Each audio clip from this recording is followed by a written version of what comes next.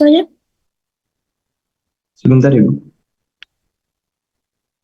Izin menjawab Bu, ada 45 mahasiswa Bu. 45, sekarang baru 34. Udah lewat 2 menit.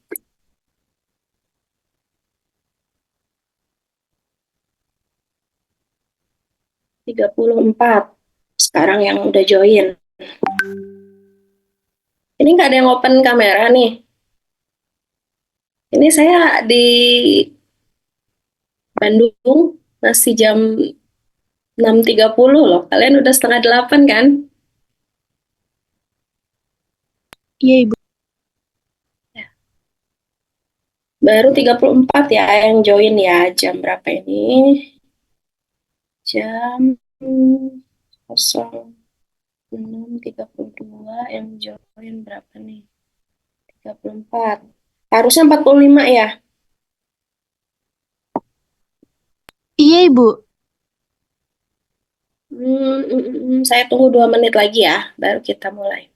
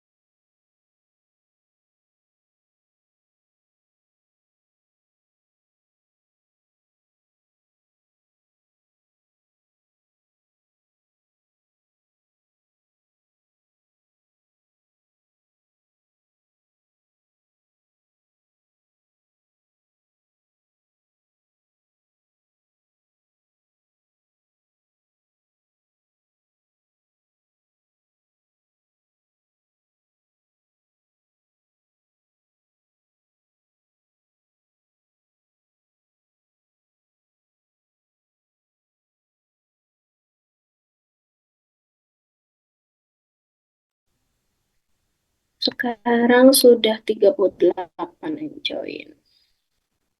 38 dari 45, berarti 7 orang yang belum join ya. Oke, Bismillahirrahmanirrahim.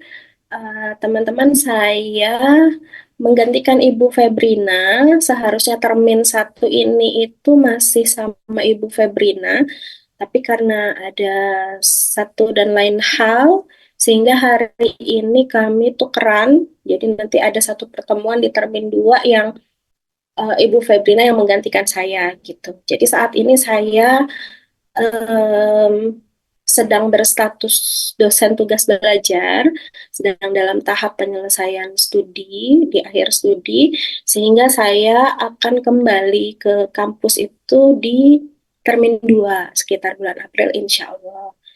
Em, Makanya saya dijadwalkan untuk mengajar sebenarnya di termin 2, tapi karena daripada kosong, karena minggu lalu juga kata Ibu Febrina kosong juga, jadi saya masuk hari ini.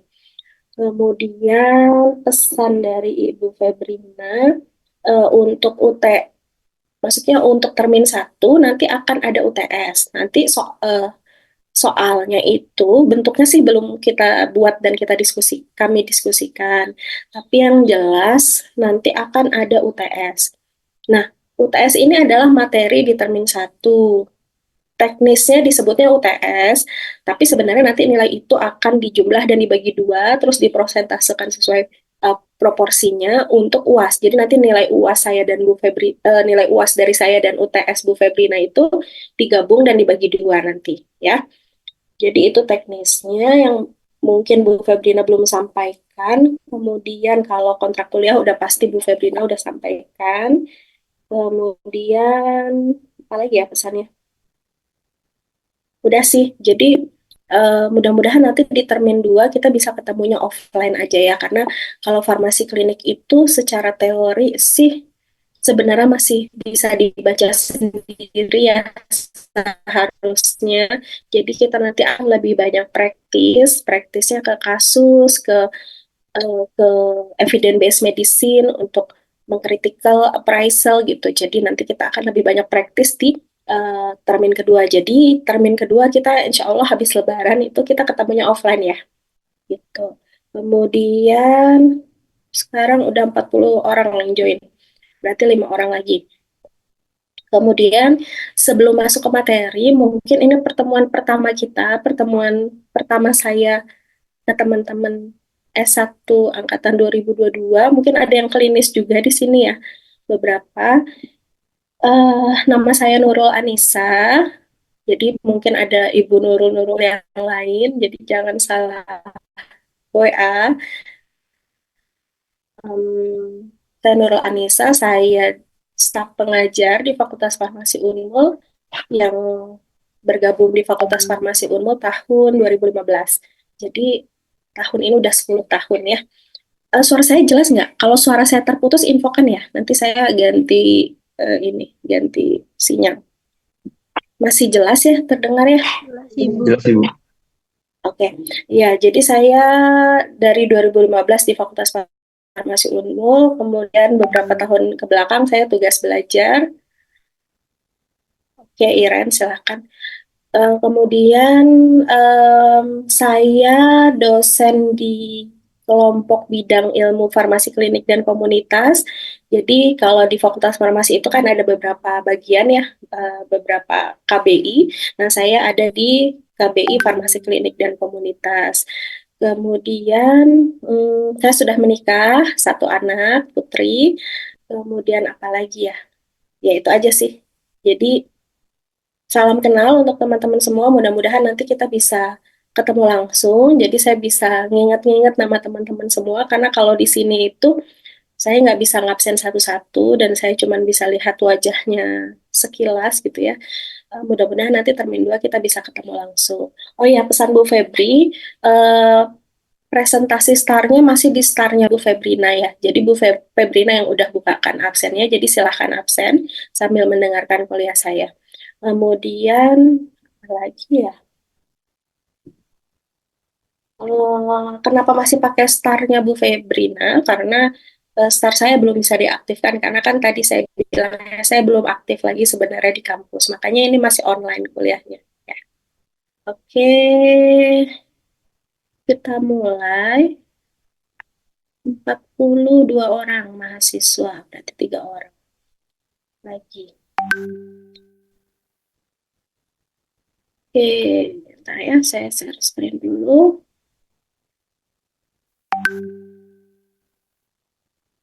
Sudah terlihat belum slide saya? Sudah terlihat Ibu. Sudah ya. Ya, jadi hari ini kita akan membahas sedikit tentang konsep pharmaceutical care. Jadi pharmaceutical care itu kalau bahasa sederhananya adalah asuhan kefarmasian. Jadi kalau kita pernah mendengar ada asuhan keperawatan, asuhan kebidanan, kemudian asuhan gizi. Nah, kalau kita sebagai farmasis itu namanya adalah asuhan kefarmasian atau pharmaceutical care gitu ya istilahnya gitu. Kemudian ini adalah tinjauan umum dari pharmaceutical itu sendiri, di mana kita itu sekarang ada pada periode transisi ya. Jadi yang tadinya kita ini sebagai farmasi itu hanya berorientasi berorientasi atau berfokus pada produk saja atau sediaan farmasi saja. Yang tadinya kita itu hanya punya fungsi memproduksi, mendispensing, mendistribusikan sediaan farmasi, itu kemudian bergeser tuh menjadi pasien oriented. Bukan berarti fungsi produk oriented hilang, tetapi ini adalah penambahan fungsi atau peran gitu. Jadi mulai ada penambahan peran di mana kita itu mulai melihat bagaimana respon produk yang kita pakai itu kepada si pasien, gitu, kepada target dari pengobatan itu sendiri. Jadi kata kuncinya adalah perkembangan penambahan fungsi dan peran dan dari produk ke pasien. Nah, em, menurut teman-teman semua nih, eh, penting mana sih sebenarnya produk dan pasien oriented? Yang mana yang lebih penting menurut teman-teman? Ada yang mau jawab? Silahkan raise hand. Ada yang mau bantu saya? Yuk, nggak apa-apa, salah nggak apa-apa, kurang tepat nggak apa-apa. Tapi bagi saya sih nggak ada jawaban yang salah ya. Karena saya mintanya kan pendapat. Yuk, ada yang mau bantu? Yuk, raise hand yuk. Pada masih ngantuk ya? Sama saya juga. Di sini masih setengah tujuh. Ya, Hoirul, silahkan. Sebentar, sebentar. Muhammad, oh iya. Silahkan. Menurut Hoirul, lebih penting mana nih? Produk oriented atau pasien oriented? Izin jawab Ibu. Kalau kalau dua-duanya gitu tidak boleh berarti Bu, ya? Harus Ya salah satu. boleh, boleh, Oh, boleh. kalau menurut saya malah sama-sama pentingnya Bu. Kan farmasi ini kalau di produknya Bu, kalau farmasi ini kan emang maksud saya itu kayak betul-betul membuat produk dari bahan sampai jadi obat ya sampai jadi kayak produk yang bisa dikonsumsi ke pasiennya kan Ibu. Terus pasien oriented ini menurut saya juga penting Bu karena itu tadi kayak kita ini perlu kayak gimana Bu ya, kayak bahasanya eh, kalau simpelnya itu kayak kita menjelaskan produk itu ke pasien juga gitu kayak penting gitu lah menurut saya Bu. Mm-mm. Oke, terima kasih Hoirul. Ada lagi mau Gitu, Bu. disampaikan? Oke, satu orang lagi. Boleh menambahkan, boleh mengurangi, atau boleh mengkoreksi, atau boleh setuju sama Hoirul, atau apapun yang menjadi pendapat kalian. Tolong disampaikan. Ada lagi? Satu orang. Kalau nggak ada, saya yang tunjuk. Ada lagi nggak? Yuk, penting mana? Saya nggak nyalahin kok. Nggak akan, bagi saya jawaban kalian itu nggak akan salah. Jangan takut. Kan udah jadi mahasiswa kan? Jadi kalau katanya orang Kutai itu mahasiswa bukan siswa maha. Kan kalian udah nggak siswa kan? Gitu. Jadi bukan siswa aja sekarang itu mahanya siswa gitu. Jadi harus belajar menyampaikan pendapat. Anak-anak SD aja itu di kurikulum Merdeka itu udah presentasi loh. Jadi teman-teman, apalagi saya nggak pernah menyalahkan ya, bahkan saya insya Allah akan mengapresiasi teman-teman yang mau mencoba menyampaikan pendapat, mengapresiasi teman-teman yang mau terlibat aktif gitu. Yuk, satu lagi. Yuk, yuk, yuk biar on. Pagi-pagi biar saya juga on. Yuk, satu orang. Siapa nih? Saya aja ya. Saya yang pilih.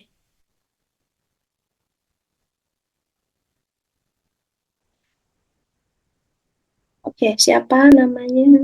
Anindita Diah Ayu, silahkan.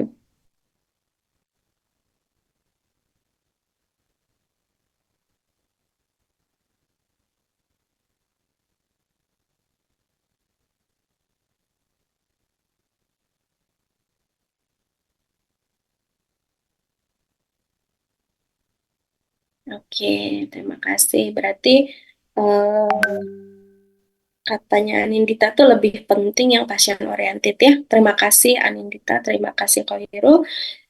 Kalau saya nih, tapi boleh dibantah, boleh tidak setuju juga boleh.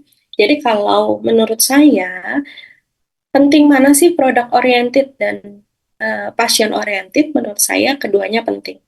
Kenapa keduanya penting? Bagi saya seorang farmasi klinis gitu ya, bagi saya clinical farmasi atau saya sebagai apoteker yang misalnya bekerja di satu setting pelayanan kesehatan farmasi, pelayanan farmasi maksud saya akan bisa melakukan pelayanan jika produknya ada. Bayangkan ketika produk kita itu nggak ada. Jadi kita tahu obat paling tepat itu adalah obat A, dan obat A ini yang paling sesuai dengan kondisi si pasien B, misalkan begitu. Tapi produknya nggak ada.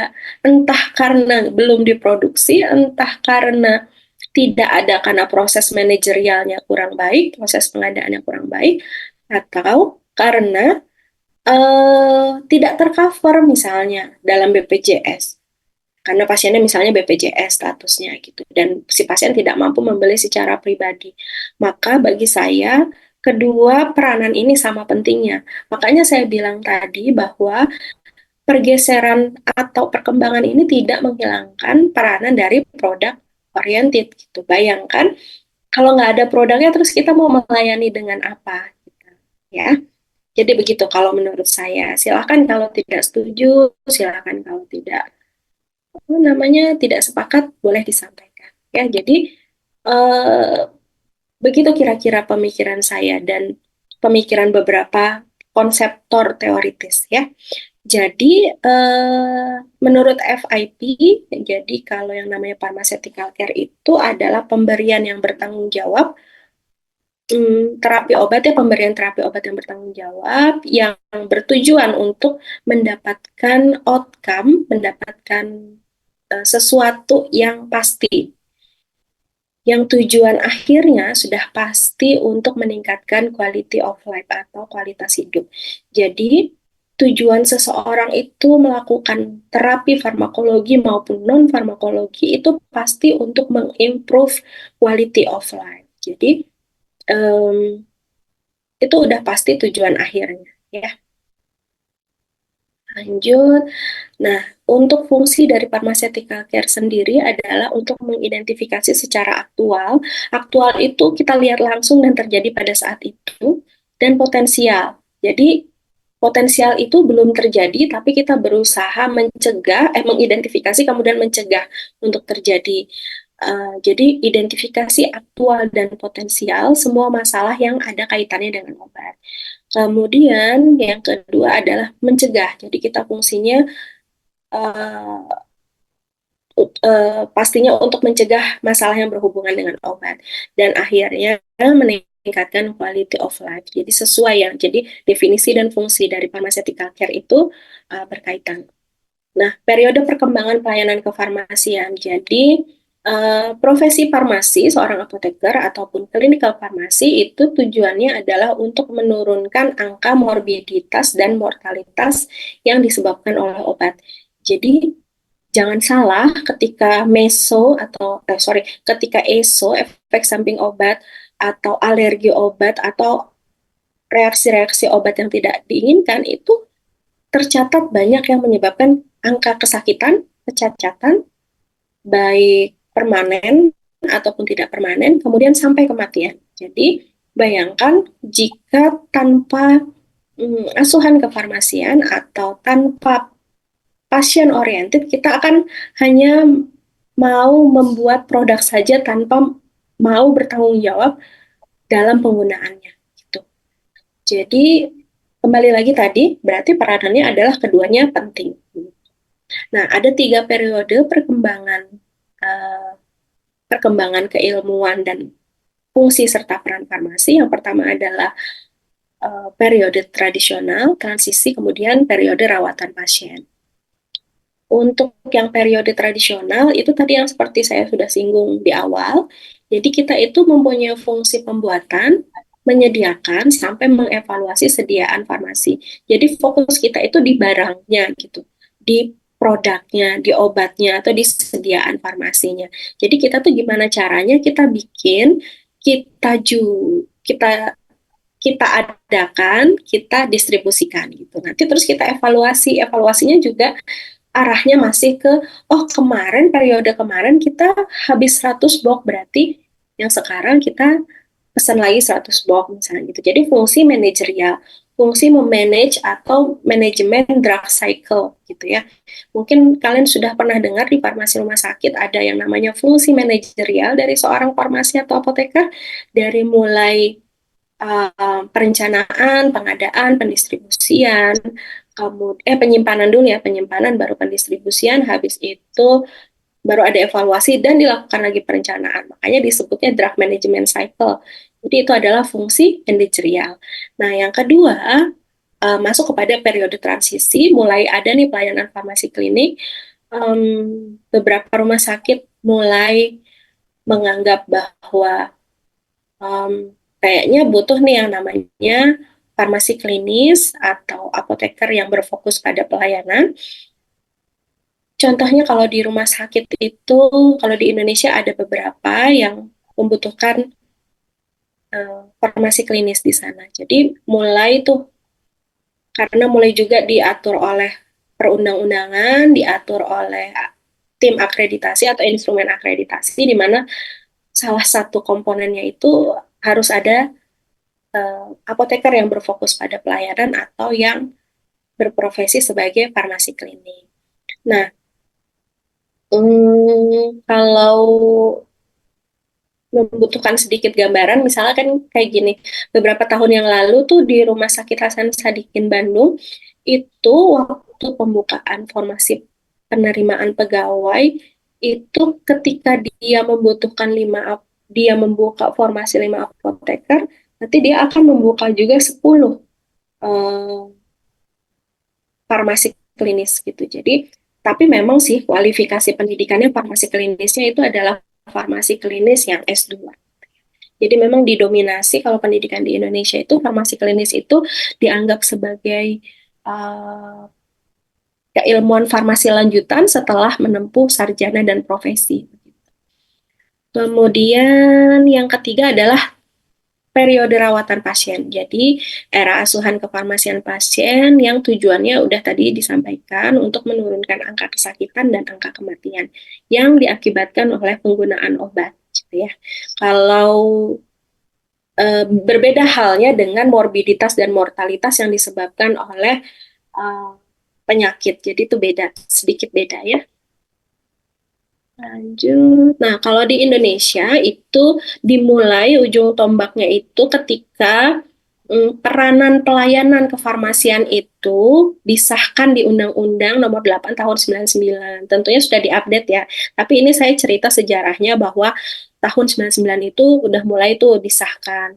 Kemudian diimplementasikan lagi ke peraturan yang lebih teknis di Permenkes RI nomor 284 tahun 2007. Jadi kalau lihat sejarahnya berarti pengakuan atau legalitas dari pelayanan kita nih sebagai apoteker itu udah dimulai dari tahun awal 2000-an. Berarti sampai sekarang itu sudah 25 tahun.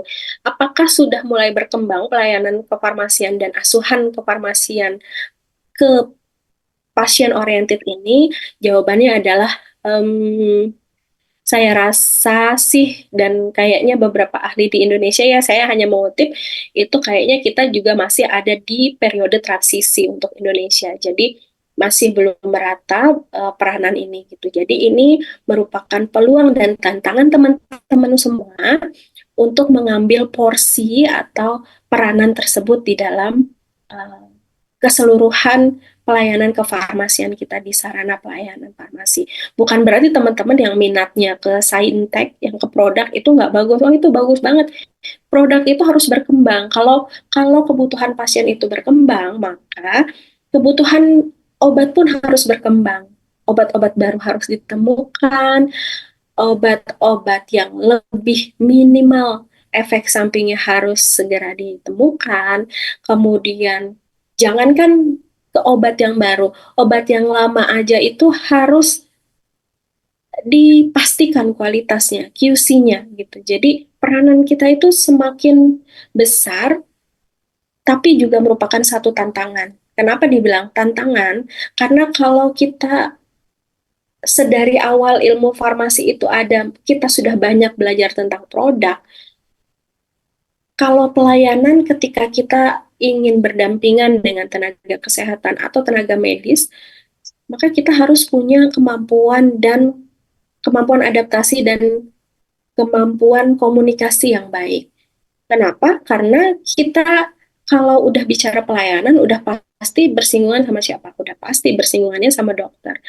Dokter, tenaga medis yang kayaknya tidak ada tenaga kesehatan yang lain menyamai eh, menyamai apa ya istilahnya? Hmm, menyamai gimana dokter itu membranding fungsinya dan membranding posisi profesinya yang tertinggi gitu. Jadi ibaratnya itu kita tuh kayak dayang-dayang gitu ya, ahli gizi, perawat, bidan, farmasi, terus analis, terus apa lagi tuh. Ya semua itu tuh semacam pelengkap gitu. Tapi nggak apa-apa, semua itu butuh proses yang tidak singkat ya, karena kan memang sejarahnya farmasi itu dipecah, farmasi, kebidanan, kemudian keperawatan itu awalnya adalah ilmu medis, ilmu kedokteran, kemudian dipecah. Kenapa? Karena peranan itu terlalu besar kalau dihandle hanya pada sosok seorang dokter gitu. Jadi harus berbagi, bukan harus, perlu dibagi gitu peranan dan tanggung jawabnya gitu. Jadi sebenarnya kalau ada dokter yang kontra gitu dengan adanya clinical farmasi, menurut saya itu adalah lebih banyak aspek egonya. Karena harusnya ketika dokter menganggap dirinya punya kompetensi dalam mendiagnosis yang merupakan kompetensi utama mereka, ya berarti mereka bisa berbagi tanggung jawab nih untuk obat yang ngapain saya pusing, untuk gizi kan ada ahli gizi gitu. Jadi menurut saya justru mereka harusnya menyambut baik ketika konsep itu udah terbentuk di mindsetnya mereka gitu. Jadi begitu. Ya itu kalau dari sisi orang lain, tapi dari sisi kita, kita harus mengimprove juga nih. Kita ini bisa apa sampai bisa berdampingan untuk merawat pasien gitu. Kita sudah bisa ngapain, kita sudah bisa memberikan kontribusi apa, itu juga kan harus dipertanyakan kepada diri kita sendiri ya. Jadi jangan hanya ingin diakui eksistensinya, tapi kita belum bisa memberikan kontribusi. Nah itu juga salah. Jadi kita harus berangkat dari diri kita sendiri. Makanya di sini disebutkan bahwa perkembangan dan penambahan peranan itu merupakan peluang sekaligus tantangan bagi kita. Ya. Nah, kemudian prioritas. Jadi mungkin teman-teman pernah ke bukan mungkin ya, udah pastilah pernah ke rumah sakit. Entah mengantar saudara, orang tua, atau menengok gitu ya, besuk gitu. Pasti teman-teman karena teman-teman sekarang itu adalah mahasiswa farmasi, pasti akan melihat bagaimana sih kondisi depo farmasi atau apotek yang ada ini contoh aja ya di rumah sakit. Kita pasti akan melihat betapa crowdednya pelayanan di rumah sakit. Apalagi rumah sakit yang menerima pasien-pasien BPJS. Nah, di situ kita bisa lihat di mana kalau di bagian kita tuh di depo di apotek itu adalah bagian paling terakhir di mana orang tuh udah capek ngantri dari pagi, terus nanti di apotek juga harus ngantri lagi. Jadi kita bisa membayangkan betapa kacaunya gitu ya pelayanan. Dan kita juga sebagai farmasi atau apoteker yang ada di dalamnya juga pasti akan mempunyai beban kerja yang cukup tinggi. Oleh karena itu, sebenarnya idealnya, jadi semua pasien yang mendapatkan sediaan farmasi, itu wajib kita memberikan pharmaceutical care atau asuhan kefarmasian. Tetapi kan nggak mungkin secara SDM. Ya, Kalau merekrut SDM sih bisa aja, tapi kan juga harus dengan penuh pertimbangan. Apakah penambahan SDM farmasi ini akan memberikan dampak yang besar buat rumah sakit atau tidak gitu. Jadi pasti ada keterbatasan waktu dan SDM pada pelayanan kefarmasian. Nah, oleh karena itu harus ada prioritas-prioritas. Jadi yang menjadi prioritas ini bukan menyatakan urutan, tapi ini poin ya. Jadi bisa satu atau dua di antaranya, tidak ada yang lebih penting, tapi ini adalah poin-poin pertimbangan.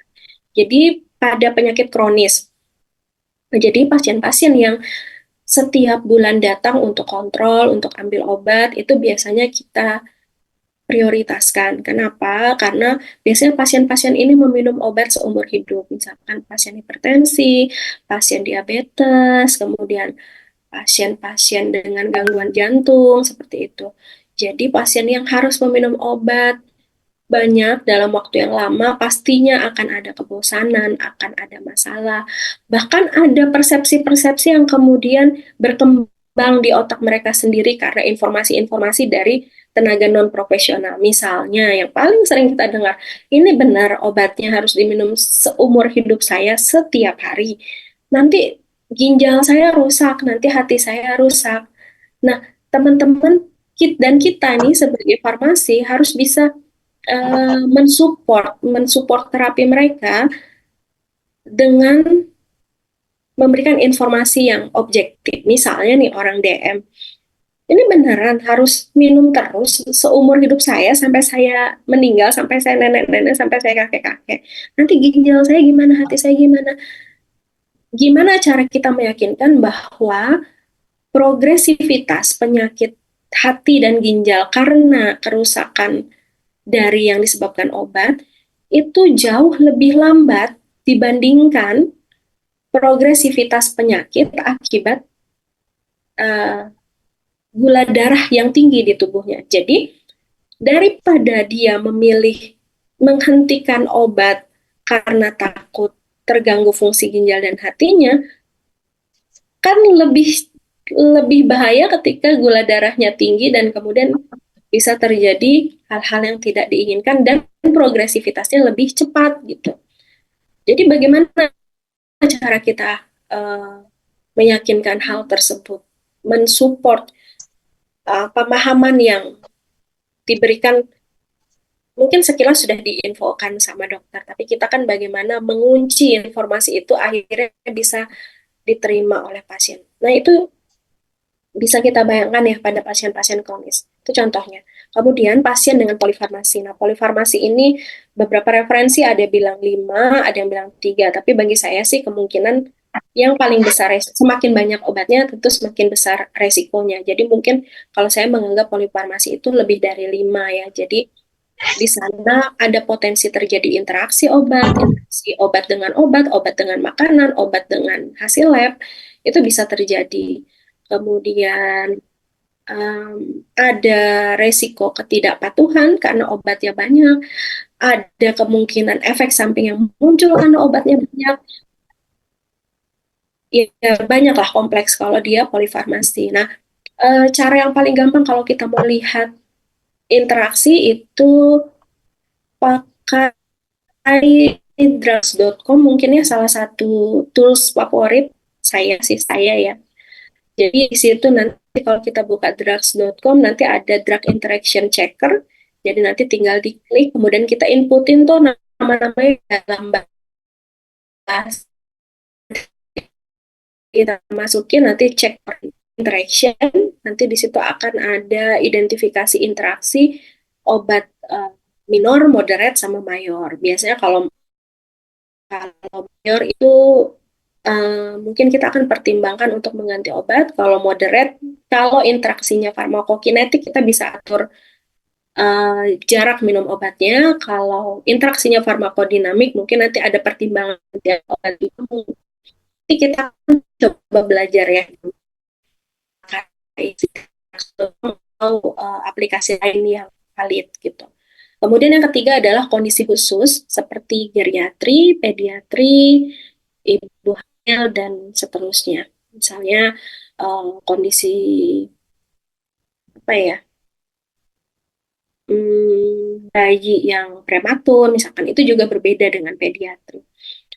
Kira-kira kenapa nih geriatri sama pediatri itu menjadi salah satu prioritas dalam kita melakukan pharmaceutical care? Ada yang mau bantu?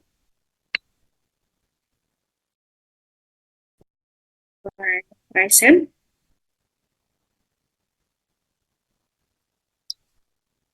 Yuk, kenapa kelompok geriatri dan pediatri itu menjadi salah satu prioritas kita dalam pharmaceutical care di saat kita itu memiliki keterbatasan dalam waktu dan SDM.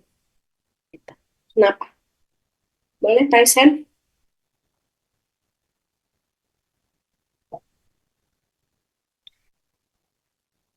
Ada yang mau coba jawab? Saya panggil aja ya. Ibu, saya mau coba izin menjawab. Oke, taruh siapa ini? Tri Reski ya? Iya, Ibu. Jadi, geriatri sama pediatri ini masuk ke kondisi khusus, terus diprioritaskan karena kondisi fisiologi tubuhnya itu tidak sama seperti orang dewasa pada umumnya, Ibu. Jadi, Kalau untuk dosis obatnya, ya Ibu. Kalau geriatri kenapa? Kalau pediatri kenapa? Kalau geriatri itu kan lansia, jadi fungsi fisiologis tubuhnya itu sudah menurun. Jadi untuk dosis obatnya itu harus disesuaikan dengan fungsi-fungsi organnya. Kalau pediatri itu kan pada bayi dan fungsi fisiologisnya itu belum berkembang secara sempurna. Jadi untuk penggunaan obat-obatannya juga harus disesuaikan gitu, Bu.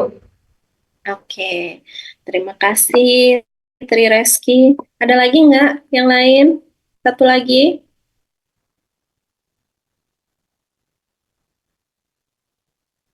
Saya panggil ya.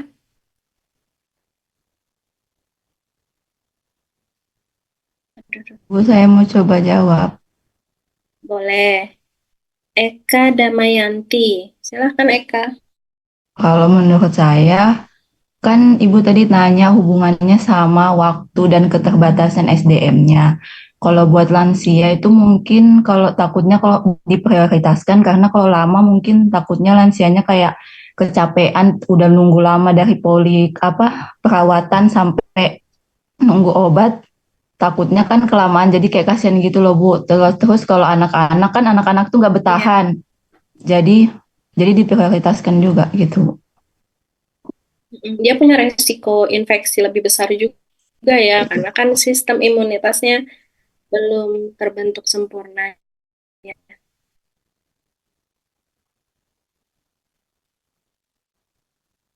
Oke, terima kasih. Masih ada yang mau menyampaikan pendapat nggak?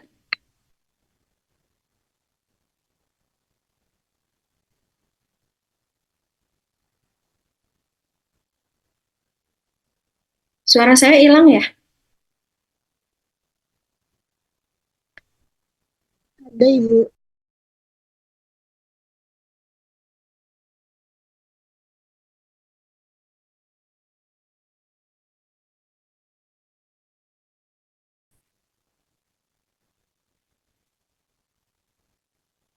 Halo, kalian dengar suara saya nggak? Dengar Bu. Dengar, Bu. Oke, maaf saya yang nggak dengar tadi. Oke, Eka tadi terima kasih pendapatnya. Ini slide saya juga ke stop ya. Jadi benar ya. Tadi dari Tri Reski dia udah sampaikan dari aspek fisiologis dan Eka itu sampaikan dari aspek teknis. Jadi keduanya betul dan saling melengkapi. Tetapi yang perlu teman-teman ingat, jadi ada note-nya nih. Jadi kalau pada geriatri itu walaupun kondisi fisiologis sudah menurun, tetapi tidak semua obat itu harus disesuaikan karena mereka sudah tua gitu. Jadi nggak semua obat. Jadi nanti tergantung lagi sifat psikokimia. Makanya itu penting ketika kita harus mengetahui apakah obat ini perlu adjustment ketika ada perbedaan usia. Misalkan kelompok usia dewasa muda, itu tuh beda-beda. Jadi contohnya aja nih ya, kalau obat NDR-TB itu ada moxifloxacin. Nah, kalau moxifloxacin itu saya hafal banget bahwa dia itu tidak membutuhkan adjustment pada pasien geriatri, pada pasien dengan gangguan fungsi ginjal dan hati karena eh, berdasarkan sifat fisikokimianya. Jadi tidak semua, tapi memang perlu diperhatikan respon individual dari subjek-subjek tertentu.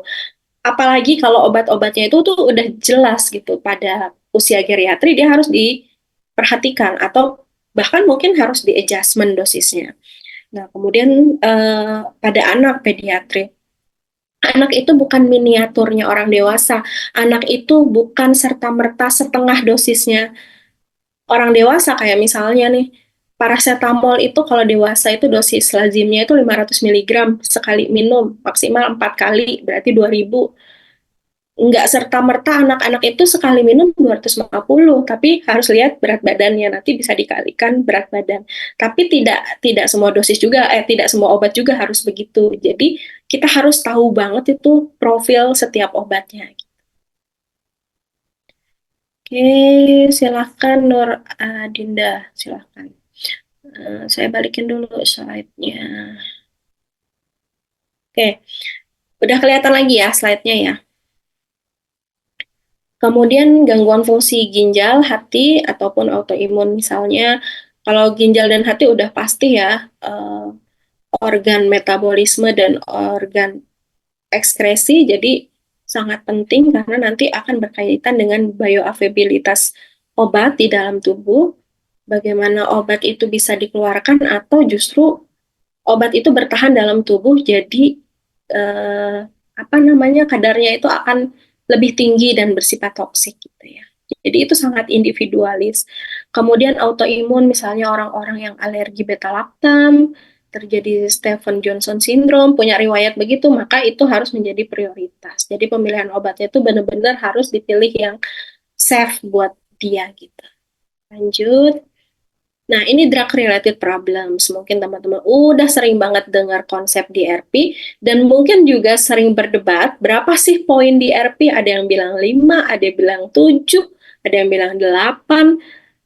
Jadi kalau saya menjawab pertanyaan mahasiswa itu saya selalu bilang ya tergantung kita merujuk ke referensi yang mana. Tapi pada poinnya itu akan tetap mencakup beberapa hal yang tertulis di sini. Contohnya, ada referensi yang menuliskan bahwa poin 1 dan 2 itu adalah satu poin. Jadi drug-related problems itu terkait indikasi. Jadi ada indikasi tanpa obat, ada obat tanpa indikasi. Jadi ada referensi yang bilang nomor 1 dan 2 itu adalah satu poin. Kemudian ada yang menyebutkan referensi itu yang nomor 4 itu jadi 2 poin. Jadi dosis lebih 1 poin, dosis kurang 1 poin. Jadi 2 kan. Makanya di situ terjadi perdebatan berapa poin drug related problems. Jadi bagi saya yang terpenting itu adalah kontennya, bukan berapa poinnya gitu. Jadi keseluruhan isi inilah yang harus kita identifikasi dalam setiap asuhan kefarmasian gitu. Inilah yang akan membedakan asuhan kefarmasian dengan asuhan keperawatan. Jadi kalau pertanyaannya adalah drug related problem, berarti kita sedang melakukan asuhan kefarmasian. Kalau pertanyaannya adalah kondisi vital atau vital sign dari setiap pasien per sekian jam, itu namanya asuhan keperawatan.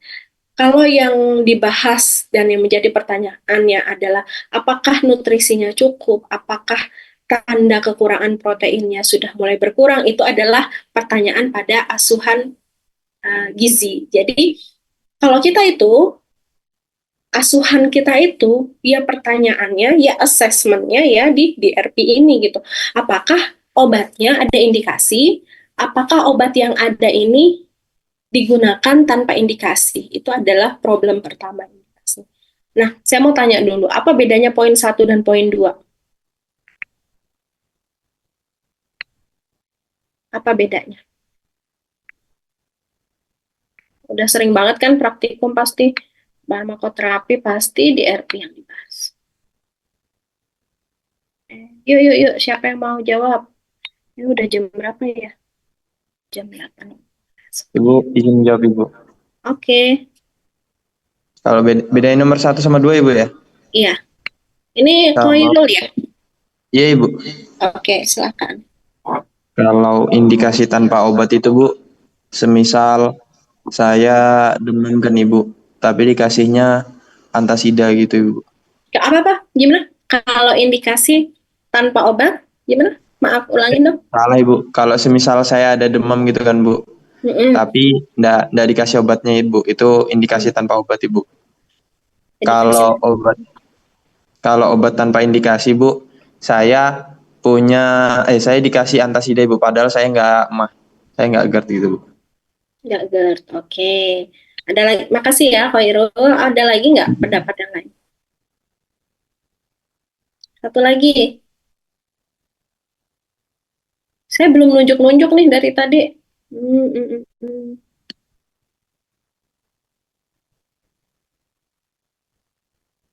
Bentar-bentar. Saptiawati, boleh buka mic-nya? Iya, hadir Ibu. Iya, silahkan. Apa menurut Saptiawati, apa bedanya indikasi tanpa obat dan obat tanpa indikasi? Menurut saya, indikasi tanpa obat dari namanya sendiri kan ada indikasi tapi tidak diberikan obat. Di mana pasien itu mengalami gejala yang seharusnya diobatin, tapi dalam perawatannya itu dia nggak dikasih obat. Misalnya Oke. dia demam, tapi di resep yang dia dapat nggak ada obat untuk demamnya. Kalau obat tanpa indikasi itu dia diberikan obat, padahal dia nggak sakit apa-apa gitu. Kayak contohnya dia dikasih obat mah, sedangkan dia sendiri nggak menunjukkan kalau dia punya gejala mah seperti contohnya kayak mual atau rasa memuntah atau nyeri di ulu hatinya. Jadi, tapi dia malah dikasih obat mah di dalam resepnya. Seperti itu Bu menurut saya. Iya, oke. Terima kasih Saptiawati dan Khairul. Jadi benar ya, itu adalah konsep paling dasar ketika kita memahami indikasi tanpa obat dan obat tanpa indikasi. Itu adalah konsep paling dasar.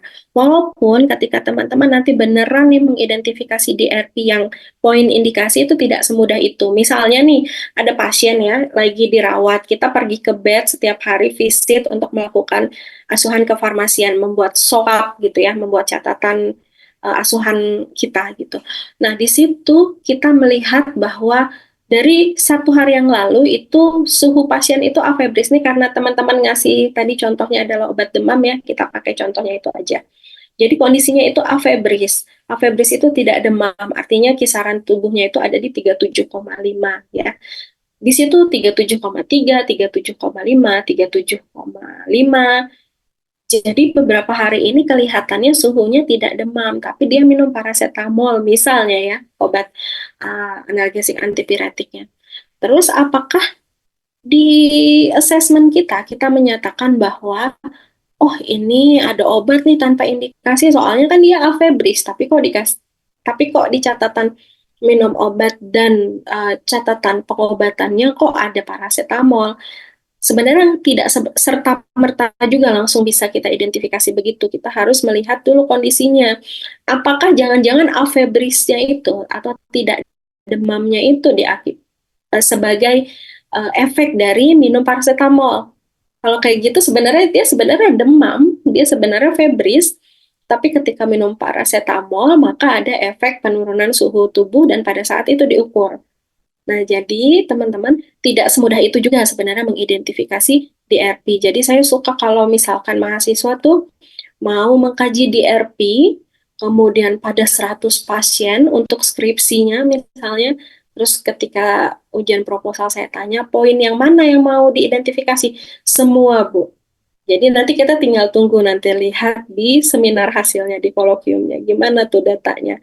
Karena bagi saya atau bagi teman atau uh, para apoteker yang punya pengalaman melakukan pemantauan terapi obat di pasien yang sedang dirawat itu tidak semudah itu juga kita mengidentifikasi DRP. Tapi apa yang disampaikan teman-teman tadi, disampaikan Koirul dan Saptiawati itu udah benar ya untuk konsep pemahaman sederhananya. Jadi kalau ada indikasi tanpa obat, berarti ada indikasinya nih, ada kebutuhannya, tapi nggak ada obatnya. Terus kalau obat tanpa indikasi, ada obatnya, tapi sebenarnya dia nggak butuh, tidak ada indikasi. Jadi mohon teman-teman semua bisa memahami ya.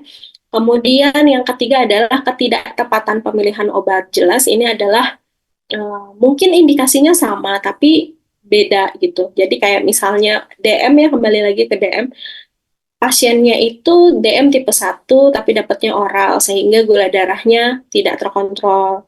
Misalnya, berarti kan itu udah tepat tepat golongan obatnya anti diabetes tapi kan beda kebutuhan gitu ya. Terus atau gini, pasien TB, TB-nya udah resisten MDR atau TBROG.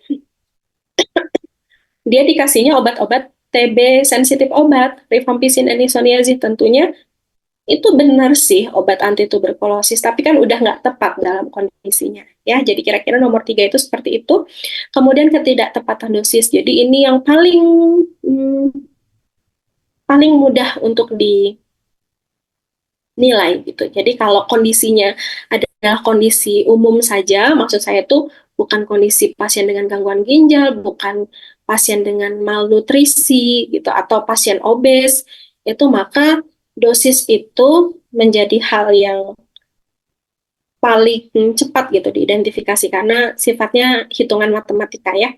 Kemudian efek samping. Nah, efek samping ini juga sulit sekali mengidentifikasinya. Bagaimana kita tahu bahwa misalnya pada pasien kanker, kanker pada usus misalnya, kanker ya pada usus, kita memberikan satu misalkan obat A gitu ya, obat A itu memang betul sih secara potensial dia punya efek untuk menyebabkan mual muntah. Pasien mual muntah terus gitu, padahal udah minum obat.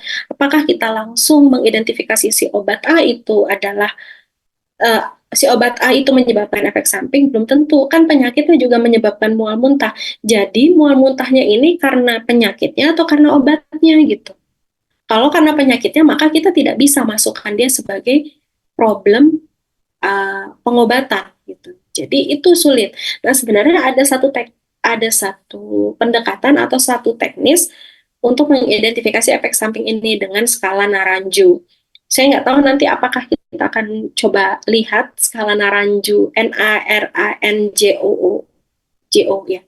Jadi kita sulit sebenarnya menilai efek samping ini. Jadi yang sering kita lakukan dan sering teman-teman lihat di skripsi kakak-kakak kelasmu atau mungkin yang kamu lakukan sekarang itu adalah efek samping yang mungkin potensial dan mungkin terjadi gitu. Jadi bukan yang benar-benar aktual gitu ya.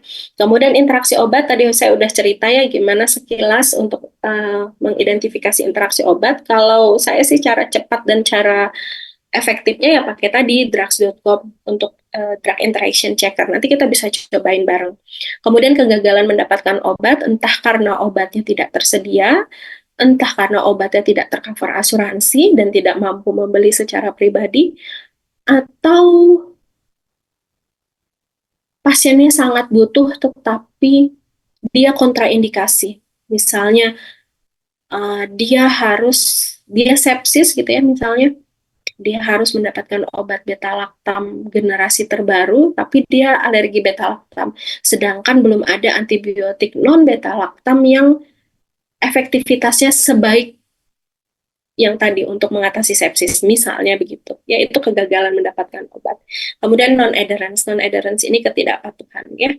Ketidakpatuhan pasti juga teman-teman udah bisa membayangkan. Nah, proses pharmaceutical care itu step satunya mengidentifikasi kebutuhannya, kemudian kita buat rencananya, ketiga kita implementasikan atau kita praktekkan, kita lakukan, kemudian yang keempat udah pasti kita mengevaluasi, kita review, kita evaluasi apakah berjalan dengan baik, apakah rekomendasi kita tepat, kemudian dokumentasikan proses kegiatan. Nah, ini adalah metode penyusunan rencana pharmaceutical care. Jadi ada banyak sekali istilah, tapi sebenarnya konsepnya sama. Pasti yang pertama itu adalah mengidentifikasi, yang kedua adalah menilai atau men-assess, atau mengidentifikasi masalah. Kemudian yang ketiga adalah melakukan perencanaan atau evaluasi. Jadi kalau kita temukan masalahnya A, maka solusinya adalah A. Kalau masalahnya B, maka solusinya B gitu. Jadi ada SOAP, PAM, FARM, FOR, dan PRAM. Jadi sama aja. Ini tuh semuanya sama. Dan yang paling umum dilakukan itu adalah yang SOAP. Jadi yang nomor satu. Teman-teman juga pasti di farmakoterapi gitu pakainya SOAP. Tapi sebenarnya semuanya sama aja.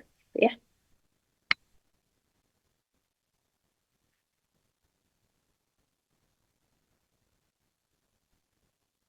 Bentar ya. Saya selesai jam berapa sih? Jam 8:10. Jam 9:10, Ibu. Oke, berarti di saya jam 8:10 ya. Masih lama. Terus lanjut. Nah, ini soal. Ini saya mau nyuruh kalian lagi jawab. Kenapa? Saya tahu sih kalian pasti sudah sering mengerjakan soal, kemudian menggunakan metode SOAP. Tetapi waktu saya menguji OSCE, kalian mungkin tahu OSCE ya, ujiannya apoteker zaman sekarang, UKM PPAI atau dulu disebutnya UKAI. Pada saat station saya, kebetulan banget itu soalnya adalah tentang SOAP. Jadi, waktu itu soalnya itu menurut saya sederhana. Ya, menurut saya sederhana karena saya lihat jawabannya. Saya cuman menilai, bukan saya yang mengerjakan dengan tekanan satu station 1 menit mengerjakan soal ya. Ya saya itu satu sisi saya pahami, tapi menurut saya dengan segitu besar tekanan dan apa nervousnya mahasiswa, seharusnya ketika diminta mengidentifikasi data subjektif dan objektif saja itu harusnya bisa, karena soalnya itu cuman mengidentifikasi. Jadi ada case ditulis, kemudian ada lembar soal yang diisi apa? Subjektif dan objektif. Assessment dan planningnya diitemin. Kalau diitemin itu kalau di soal OSCE itu artinya nggak perlu dikerjakan. Bayangkan dari 10 mahasiswa dalam satu round itu satu pun nggak bisa jawab. Saya nggak tahu apakah karena tekanan yang besar atau karena kemarin itu masih formatif, artinya formatif itu udah pasti lulus, yang penting ikut gitu. Jadi nggak ada motivasi untuk mengerjakan, tapi kan nilai kita terpampang gitu loh. Jadi harusnya teman-teman ketika mengerjakan subjektif dan objektif itu kan harusnya menurut saya bisa gitu ya. Karena kan ya nggak sampai assessment kok, mengidentifikasi subjektif objektif doang gitu. Jadi saya nggak pengen itu terjadi lagi di angkatan teman-teman yang di bawahnya. Jadi mari kita terus berlatih, mari kita terus kritis, dan mari kita terus belajar sama-sama, gitu ya. Coba data subjektif satu orang. Siapa yang mau jawab? Apa yang bisa dimasukkan ke kolom kalian udah tahu kan kalau data subjektif itu adalah data-data yang sifatnya subjektif, yang tidak ada angka pastinya, yang tidak ada kriteria khususnya. Jadi hanya keluhan gitu. Nah, kalau objektif itu adalah data-data yang angkanya tuh jelas, parameternya jelas. Kemudian assessment itu yang utama adalah poin-poin di RP. Jadi semua poin di RP itu dinilai di kolom assessment, ditambah misalnya ada masalah yang belum teratasi, yang teridentifikasi dari data subjektif ataupun objektif misalnya. Itu nanti ditambahkan di bawahnya. Planning tentunya mengatasi hal-hal yang teridentifikasi di assessment. Ya, kebayang ya? Oke, silahkan. Satu orang subjektifnya. Nggak usah sampai assessment dan planning. Nanti kita simpan buat pertemuan selanjutnya aja. Subjektif dan objektif aja. Subjektifnya dulu deh. Karena Ibu, itu saya iya, silahkan Tante. Siapa ya? Ini siapa? Syaharani, Ibu. Yang subjektif. Syaharani. Bentar, saya catat. Syaharani Puspita. Panggilannya siapa? Syira, Ibu. Syira? Ya. Oke, silakan Syira. Jadi untuk subjektifnya itu ada yang pertama keluhan pasien. Nah, untuk keluhan pasiennya itu saat makan dia itu merasa tidak nyaman, kemudian sering muntah dan feses berwarna hitam. Kemudian Oke. riwayat penyakit ya. Ya, lanjut. Untuk riwayat penyakitnya itu mungkin pasien nyeri Bu, karena di situ ada juga riwayat pengobatan yang diterima pasien yaitu riwayat penyakitnya rheumatoid arthritis. Nah, untuk riwayat pengobatannya menggunakan NA-diclofenac untuk nyeri. Kemudian riwayat penyakit keluarganya tidak ada. Untuk riwayat sosialnya tidak ada dan riwayat alerginya tidak ada, Bu. Oke, terima kasih.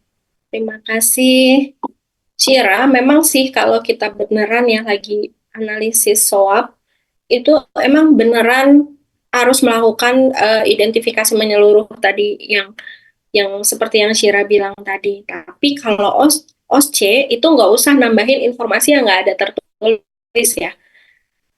Misalnya apa tadi? Pasien merasakan nyeri, belum tentu kan dia nyeri, nggak tertulis tuh di dalam anamnesisnya atau pengumpulan gejalanya. Tapi kalau kondisinya adalah kita beneran visite, terus kita mau ngisi SOAP, ya betul tadi, karena kita tahu dia itu penderita RA, maka kita tanya, ibu sekarang masih nyeri, diclofenacnya masih diminum, kayak gitu itu boleh.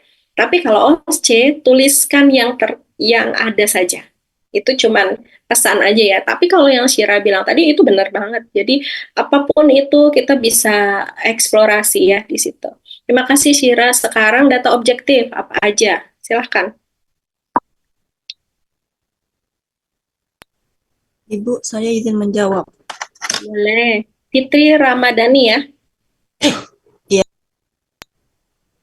Silahkan. Jadi untuk data objektifnya yang pertama itu tanda-tanda vitalnya di sini kondisinya kompos mentis atau kesadaran penuh. Terus itu tekanan darahnya 140 per 110 termasuk tinggi, suhunya 38 derajat Celcius, itu termasuk tinggi, nadinya 80 kali per menit itu normal, leukositnya 14.400 mcl ini termasuk tinggi, hemoglobinnya 10,2 gram per desiliter itu rendah, Bu. Oke, jadi tadi kompos. Terima kasih ya Fitri ya. Jawabannya bagus sekali. Jadi kompos mentis itu dia kesadaran penuh, tekanan darah 140 per 110 itu ada kecenderungan hipertensi, tapi harus dicek usia dan gradingnya dia hipertensi stage berapa. Kemudian suhu 38 derajat Celcius itu febris, kemungkinan ada infeksi ya, apalagi ditambah dengan data leukosit 14.400 mikroliter. Jadi kan normalnya itu 11.000 ya. Kemudian nadi 80 kali per menit itu normal. Nanti teman-teman pasti sudah hafal dan kalau belum tahu coba dicari berapa nadi normal. Kemudian HB-nya, hemoglobinnya 10,2, jadi ada indikasi dia anemia. Jadi kalau nggak salah pada laki-laki itu HB normal itu kalau nggak salah 14, kalau nggak salah. Nanti dicek lagi ya. Nah, itu. Jadi yang masuk data objektif itu adalah data-data yang seperti itu, teman-teman. Ya. Misalnya ternyata obatnya hanya diclofenac, tapi dia hipertensi. Nanti kita tulis di asesmennya selain, kita identifikasi di asesmennya, berarti dia masuk ada indikasi tapi tidak diterapi. Misalnya ya, contohnya begitu. Kemudian suhunya 38 derajat Celcius, dia nggak ada obat analgesiknya, ada antipiretiknya, maka kita bisa rekomendasikan di planning. Jadi kira-kira teknisnya seperti itu. Jadi saya berharap teman-teman familiar dengan metode ini dan familiar juga untuk mengidentifikasi setiap poin. Nanti kita akan coba praktis lagi. Ini hanya gambaran sekilas aja dulu, ya. Nah, kalau melihat kasus ini, sepertinya pasiennya ini terjadi efek samping eh, gastrotifa pada GI ya. Jadi perdarahan pada saluran cerna, pada gastro dan intestin antara itu harus ada pemeriksaan langsung karena fesesnya berwarna hitam, kemungkinan berdarah, HB-nya sampai turun dan kemudian ada infeksi. Jadi kemungkinan itu ya, karena dia pakai diclofenac secara rutin. Kan kita tahu dia punya sifat mengiritasi lambung ya. Jadi kemungkinan itu sih kasusnya ini arahnya ke sana. Nanti kita akan coba ngerjain swab bareng-bareng, tapi sebenarnya di dalam mata kuliah farmasi klinik itu tuh hanya konsepnya aja, menanamkan konsep. Subjektif itu data apa, yang mana yang kita masukin. Objektif itu data apa, yang mana kita masukin. Assessment itu poin apa yang harus dilihat. Terus dari situ planning. Tapi kan tanpa contoh kasus juga kita nggak bisa menceritakan konsep doang, nanti ngambang gitu. Jadi ini adalah contoh sederhana, tapi nanti saya akan coba buat yang mirip-mirip tapi agak kompleks sedikit. Nanti kita coba kerjakan bareng di kemungkinan di termin 2. Ya, kita next dulu. Terima kasih tadi partisipasinya Syira dan Fitri. Dan ini dia. Nah, tadi kan saya sampaikan bahwa era pharmaceutical care itu menjadi satu peluang dan tantangan untuk kita. Jadi kita juga harus mengimprove dan atau mengupgrade diri. Jadi kita harus punya sebagai farmasi ya, kita harus punya kemampuan komunikasi dan adaptasi teknologi. Khususnya sih untuk teman-teman atau apoteker yang nanti itu lebih banyak bekerja di sektor pelayanan. Jadi kita harus punya kemampuan komunikasi dan kita harus beradaptasi dengan teknologi. Karena kenapa? Karena sekarang banyak software yang digunakan, bukan banyak, karena referensi primer itu kita harus akses di internet. Jadi adaptasi teknologi udah pasti sangat dibutuhkan sekarang ya. Kemudian yang kedua adalah bagaimana kita memahami dan mampu mengaplikasikan yang namanya evidence-based medicine atau EBM. Jadi nanti di termin 2 kita akan, kalau nggak salah ada 2 pertemuan, itu nanti kita akan belajar dulu konsep EBM. Jadi hierarkinya seperti yang terlihat di sebelah kanan, yang piramida itu. Jadi ini menunjukkan semakin ke atas itu adalah semakin kuat evidence-based medicine-nya. Jadi kalau kita memang mau komunikasi dengan tenaga kesehatan yang lain, kita harus membawa bukti yang berbasis pilihan pengobatan yang berbasis bukti. Jadi buktinya dari mana ya? Buktinya dari studi-studi, ada studi primer, sekunder maupun tersier. Jadi saya kalau melihat dari analisis kasus yang teman-teman sering lakukan, misalnya di mata kuliah farmakoterapi, itu kebanyakan dari kita itu pasti langsung pakainya clinical practice guideline. Nggak salah, memang betul, karena dia evidence based paling atas. Nah, biasanya clinical practice guidelines itu didapatkan dari studi-studi dasar sampai ke meta-analisis. Nanti akan diadopsi oleh perkumpulan ahli tertentu. Misalnya nih, kalau tuberkulosis itu pasti kita merujuknya kepada WHO, kemudian nanti dari WHO kita akan mengadaptasi sampai ke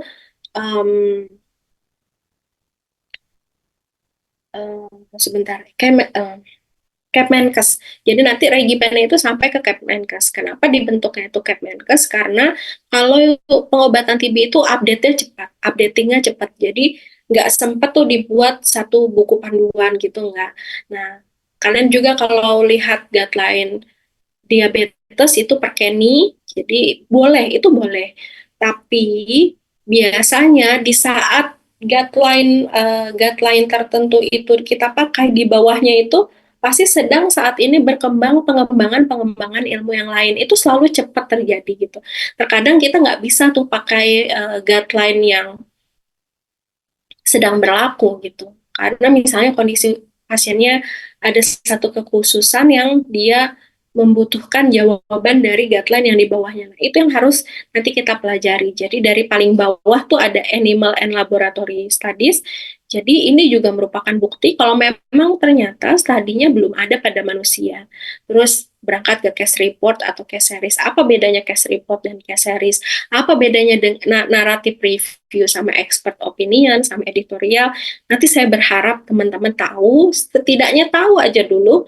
Kemudian case control study sama cohort sama RCT itu apa bedanya? Kenapa cohort itu ada di atasnya case control study? Kenapa RCT itu di atasnya cohort? Kenapa gitu? Kenapa RCT itu lebih kuat dibandingkan case control gitu? Nanti sekalian belajar desain penelitian, nanti sekalian kita bisa memahami dan bisa mengkritisi jurnal kalau kita paham konsep ini. Gitu ya. Terus kenapa meta analisis itu ada di atas RCT ya? Gitu. Nanti kita akan pelajari. Ya.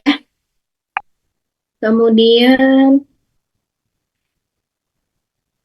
sebentar ya.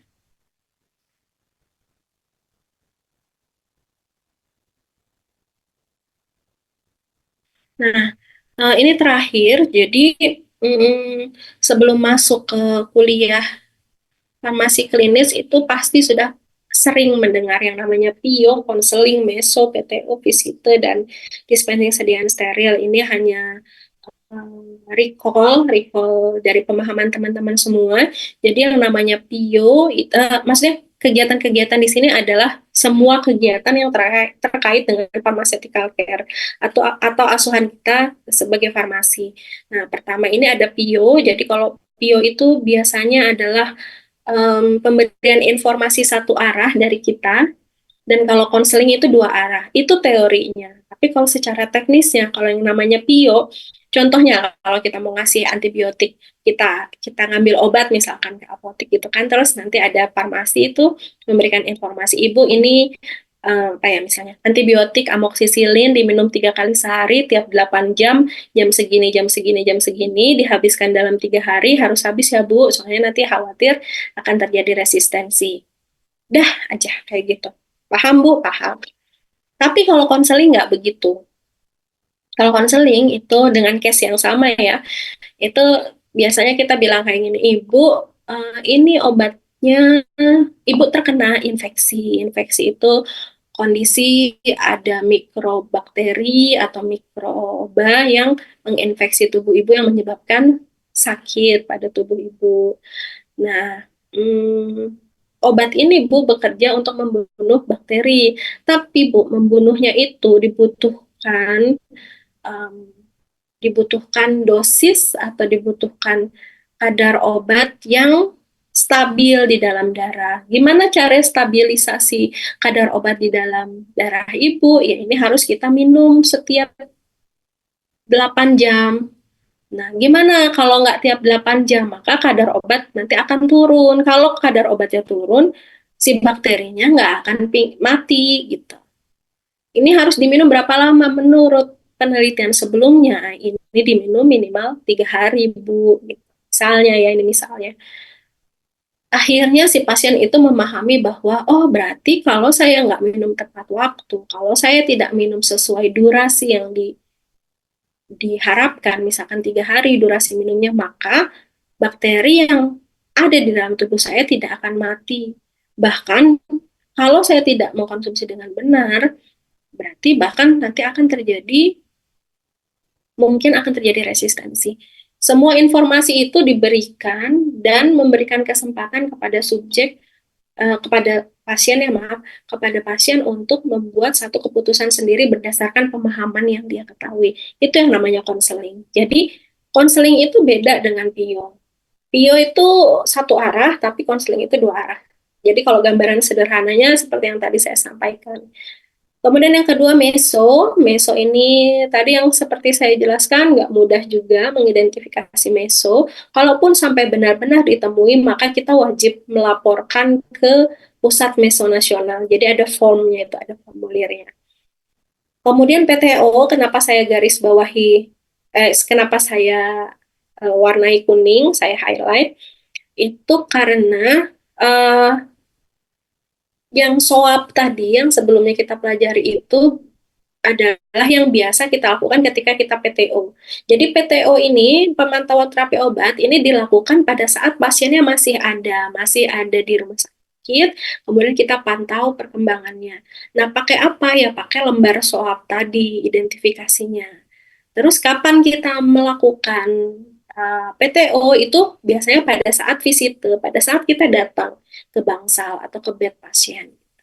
Nah, itu yang disebut dengan PTO. Kemudian dispensing sediaan steril, ada IV admixture, misalnya untuk pasien-pasien yang tirah baring yang udah nggak bisa dapat makan secara oral maupun enteral, itu biasanya kan dia pakai TPN ya. TPN itu nutrisi yang didapatkan dari sediaan steril, maka itu biasanya kita yang punya peranan. Beda sama kalau pasien masih bisa makan atau bisa pakai yang enteral, itu bukan biasanya, itu adalah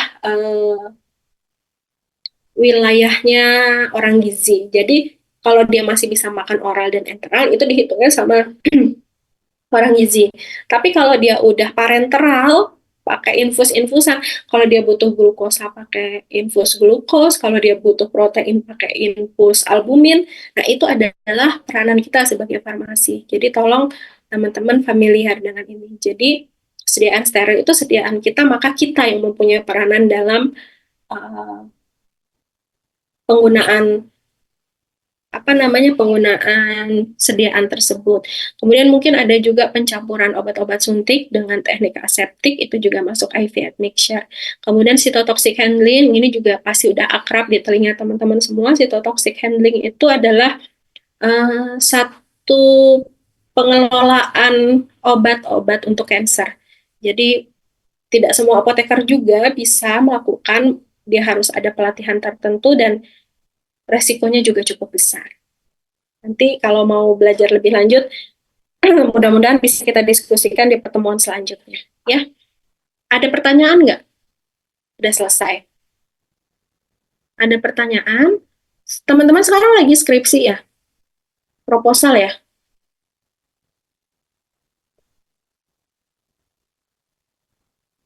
Atau belum?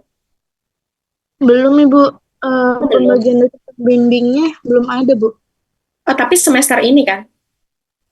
Iya Ibu. Semester ini. Berarti mau proposal semester ini. Oke. Ya mudah-mudahan kalau misalnya teman-teman itu dapat ya klinis, mungkin ada bekal sedikit tadi dari saya. Kalau ada yang perlu didiskusikan, silahkan. Mungkin saya akan bantu semampu saya. Itu aja sih. Untuk teman-teman yang studi di farmasi saintek juga semangat, banyak hal-hal yang sangat menarik juga gitu ya. Tapi karena saya belajarnya banyak di klinis ya, jadi mungkin saya lebih banyak ke klinis ya bicaranya. Bukan berarti tadi kembali lagi, bukan berarti saya menganggap saintek dan produk oriented itu tidak penting, sangat penting. Ya, saya juga nggak bilang begitu. Cuman kan saya sebagai dosen ya, sebagai pengajar itu punya keterbatasan untuk mendalami sesuatu gitu. Jadi makanya fokusnya akhirnya ke situ gitu. Jadi akan lebih banyak membersamai teman-teman itu tuh di farmasi klinis gitu ya. Mudah-mudahan nanti termin depan kita bisa ketemu. Saya minta doanya saya bisa pulang ke Samarinda segera. Teman-teman juga semoga diberikan kemudahan, kestabilan semangat dalam belajar, keikhlasan dalam belajar. Mudah-mudahan memberikan manfaat gitu ya, keberkahan dalam setiap langkah sampai nanti selesai di ujian sarjana, sampai nanti lanjut profesi, sampai S2, sampai S3, sampai profesor, sampai sukses pokoknya. Tapi kalaupun nggak sampai ke situ, kesuksesan itu nggak mesti jadi profesor, nggak juga sih. Dosen itu hanya salah satu profesi. Saya saat ini tuh, karena saya udah, berarti ini tahun ke-10 ya, saat ini tuh sudah ketemu sama alumni yang ada di rumah sakit, yang kalau misalkan kita tuh nguji, tiba-tiba kalau ada penguji dari praktisi itu mereka udah duduk bareng sama kita, itu tuh sangat sangat membanggakan. Dan satu hari nanti saya yakin teman-teman di sini nanti juga akan ada di posisi itu, dan yang pasti saya udah jauh lebih tua karena saya tuh sadar saya udah nggak mudah lagi tuh ya ketika itu, oh iya ya dulu ini mahasiswa saya, bahkan ada mahasiswa saya yang udah jadi sesama dosen gitu. Kayak siapa ya? Kayak Bu Gayu itu mahasiswa saya. Pertama kali saya masuk itu Bu Gayu itu di semester akhir kayak kalian. Siapa lagi ya? Bu Putri itu mahasiswa saya. Terus siapa lagi ya? Bu Elvira. Nah, jadi betapa sudah tua juga ya saya. Jadi nanti teman-teman insya Allah ada di tahap itu. Jadi semoga semangatnya terus ada, stabil, dan semoga perjuangan. Saya tahu ya kuliah farmasi itu nggak gampang dan saya tahu tidak murah. Jadi mudah-mudahan membawa keberkahan sampai nanti kita sampai di titik uh, kesuksesan di dunia sampai nanti di akhirat. Jadi teman-teman mohon maaf jika ada kesalahan dalam penyampaian dan mohon maaf kalau ada yang kata-kata yang tidak baik itu datangnya pasti dari saya. Tapi kalau ada sedikit ilmu di sana itu pasti datangnya dari Allah. Selamat berpuasa besok buat teman-teman yang menjalankan. Mohon maaf lahir batin, semoga kita ketemu segera. Dan minggu depan mungkin kembali lagi sama Bu Febrina ya. Nah, nanti Melda bisa hubungin Bu Febrina. Terus kalau teman-teman ada yang bermasalah dengan absennya juga bisa hubungi Bu Febrina. Ini ada 2 orang berarti yang nggak kuliah hari ini ya. Karena ini ada 43. Jadi 43 per 45. Jadi ada 2 orang. Jadi nanti kalau absennya penuh berarti patut dipertanyakan. Jadi bagi saya sih kejujuran itu jauh lebih penting daripada nilai, daripada hal-hal yang sifat administrasi ya. Karena itu tuh semua bisa aja didapatkan dengan mudah, tapi kejujuran dan semangat itu memang sih nggak langsung, tapi satu saat kalian akan paham gitu kenapa hari ini saya begitu cerewet soal itu. Ya, sampai ketemu teman-teman. Mohon maaf lahir batin. Selamat puasa. Assalamualaikum warahmatullahi wabarakatuh. Terima kasih. Waalaikumsalam warahmatullahi wabarakatuh. Terima kasih, Bu. Terima kasih, Bu. Terima kasih, Bu.